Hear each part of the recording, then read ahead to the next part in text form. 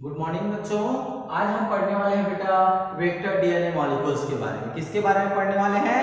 Vector DNA molecules के बारे में। वेक्टर डीएनए मॉलिक्यूल्स होते क्या चीज है ना? ये रिकॉम्बिनेंट डीएनए टेक्नोलॉजी के एक टूल्स होते हैं। क्या होते हैं? टूल्स। इन टूल्स के माध्यम से हम रिकॉम्बिनेंट डीएनए तैयार करते हैं। तो ये हमारे कैसे टूल्स हैं, इनका काम क्या होता है, या वेक्टर डीएनए किसे कहते हैं ना? वेक्टर डीएनए वह डीएनए होता है, वेक्टर इज टेक्टर, समझ जाओ। टेक्टर जैसे टेक्टर्स होते हैं किसी भी सामान को, है ना? अगर उसमें डाल दिया जाता है तो एक जगह से दूसरे जगह ले जाते हैं। बस बेटा सेम वही होता है। क्या? Vector DNA.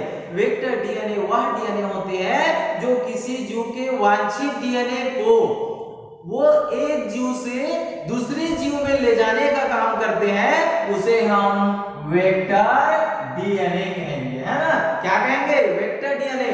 इसको कैरियर ऑफ जीन के नाम से जाना जाता है। जीन का क्या करते हैं? वाहक, मतलब ले जाने का। एक जीव से, जैसे सपोज ये एक जीव है, ये जीव के ये डीएनए है, यहां से इस डीएनए को वो दूसरे जीव के डीएनए में या जीव के जीनोम में, पहले जीव के जीनोम से लेकर के अगर वो दूसरे जीवों के, पहले जीव था ये जीव, उसके डीएनए को निकाल करके या जीवों के जीनोम से डीएनए को निकाल करके या जीन को निकाल करके जब वो किसी दूसरे जीवों के, किसके? दूसरे जीवों के जीनोम में ट्रांसफर करते हैं, तो यहां से पहले जीवों के जीनोम से दूसरे जीवों के जीनोम तक जो ले जाते हैं डीएनए को, तो ले जाने वाले ही मॉलिक्यूल्स को हम क्या कहेंगे? वेक्टर डीएनए कहेंगे। ऐसा डीएनए जो एक जीव के जीनोम से जीन को या डीएनए को निकालने का काम दूसरे करते हैं, उसको ले जाने का काम दूसरी जीवों तक ले जाने का जो काम करते हैं, उसे ही हम वेक्टर डीएनए मॉलिक्यूल्स कहते हैं। अगर इसको हम डायग्राम के दृष्टिकोण से देखें बेटा, तो इस तरह से हम समझ सकते हैं। कैसे? ये होता है फेज वेक्टर। फेज वेक्टर वही वेक्टर होता है जो किसी डीएनए को ले जाने का काम करता है, उसी को हम क्या कहेंगे? Phase vector. तो ये ऑटोमेटिक खुद ही ये डीएनए होता है। क्या होता है? डीएनए होता है। कौन? वेक्टर जो होते हैं क्या होते हैं? डीएनए होते हैं। इसी को हम क्या बोल रहे हैं? फेज वेक्टर, है ना? सबसे पहले क्या किया जाता है कि वो जो वेक्टर होते हैं, वो जो डीएनए होता है, वो अगर वांछित डीएनए को रखना है, जैसे अगर मैं गाड़ी से कहीं जा रहा हूं, सपोज मैं गाड़ी से अपने घर से कहां आ रहा हूं बेटा? कॉलेज जा रहा हूं। तो कॉलेज आ रहा हूं तो अगर कोई बोल रहे हैं भाई पहले मेरे लिए एक सीट बच जाएगा क्या? आप मेरे को खैरागढ़ तक छोड़ देंगे क्या? कॉलेज तक छोड़ देंगे क्या? तो सबसे पहले मेरे को क्या करना पड़ेगा?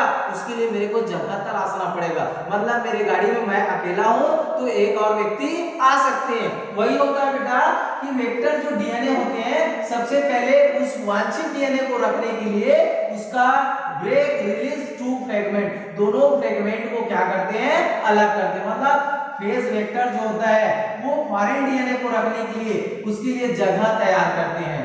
क्या तैयार कर रहे हैं? जगह, ताकि हम जो जगह बना रहे हैं उसमें कौन से डीएनए को हम एडजस्ट कर पाएंगे? फॉरेन डीएनए को। इसलिए हमने सबसे पहले क्या किया? जगह बनाया। हमने वेक्टर डीएनए में क्या तैयार किए? जगह तैयार की। जैसी जगह तैयार करते हैं, अब उस जगह जो हम तैयार किए रहते हैं उसमें फॉरेन डीएनए को हम इंसर्ट करा देते हैं। मतलब उसमें फॉरेन डीएनए को हम जोड़ देते हैं। जो ये जगह खाली दिख रहा था बेटा, joint ends to foreign DNA, हमने फॉरेन डीएनए को क्या कर दिए? ज्वाइन कर दिए। कहां? जो हम जगह खाली किए थे वहां।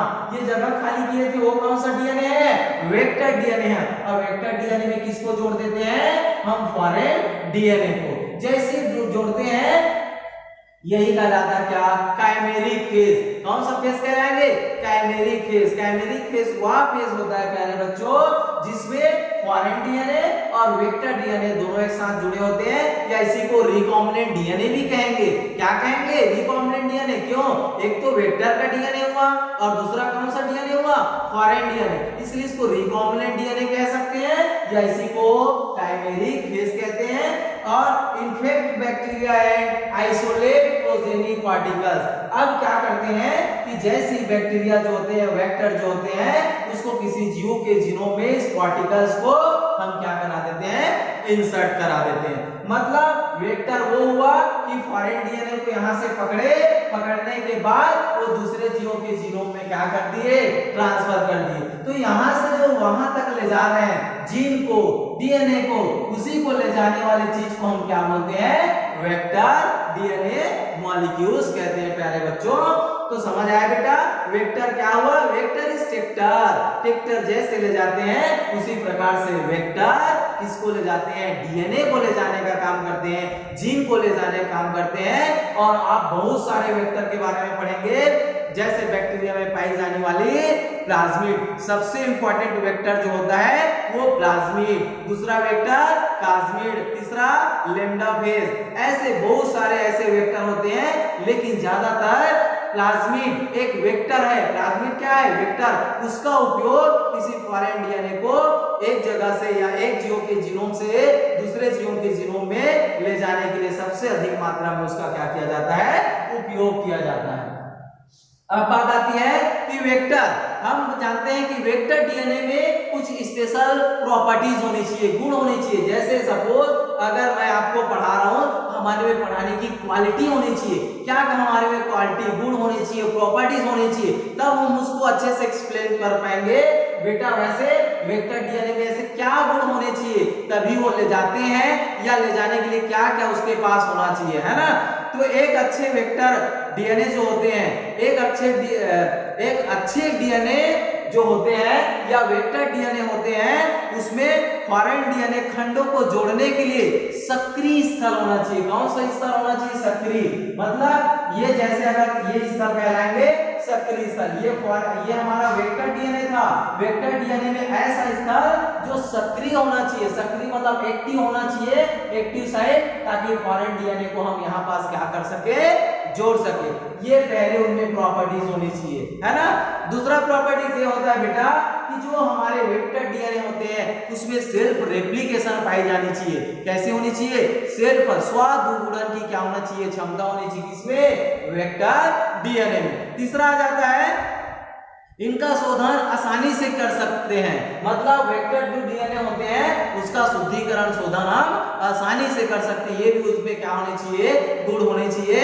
और नेक्स्ट आ जाता है इनमें पोषक कोशिकाओं में प्रवेश करने। पोषक कोशिकाओं मतलब जिस जीवों के जीनोम में अगर ट्रांसफर करने वाले हैं उसी को होस्ट सेल्स कहते हैं। तो वेक्टर डीएनए में ये क्वालिटी पाई जानी चाहिए कि जैसे होस्ट सेल के पास जाते हैं उसमें अंदर जाने की क्वालिटी उसमें होनी चाहिए। मतलब पोषक कोशिकाओं में आसानी से प्रवेश करने की इसमें क्या पानी चाहिए, क्षमता होनी चाहिए, किसमें, वेक्टर डीएनए में। और जैसे होस्ट सेल्स में चले जाते हैं कौन, वेक्टर डीएनए जो रहते हैं, अगर किसी फॉरेन डीएनए को लेकर जा रहे हैं तो वहां जाने के बाद भी किसमें जाने के बाद, होस्ट सेल्स में जाने के बाद भी सेल्फ रेप्लिकेशन की क्वालिटी इसमें होनी चाहिए।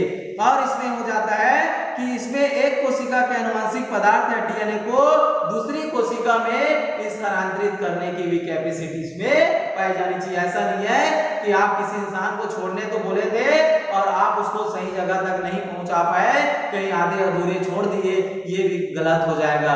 उसी प्रकार से प्यारे बच्चों हमारे वेक्टर डीएनए में ये क्वालिटी पाई जानी चाहिए बेटा कि अगर जहां से हम फॉरेन डीएनए को उठा रहे हैं उसको दूसरे जीवों के पास जहां तक ले जाना है तो वहां से वहां तक हमारे में ले जाने की क्या होनी चाहिए, कैपेसिटी या गुण होनी चाहिए। ये गुण हम में होनी चाहिए, तभी वो क्या कहलाएंगे, वेक्टर डीएनए कहलाएंगे। ऐसे आपको अच्छे से समझ आया होगा बेटा।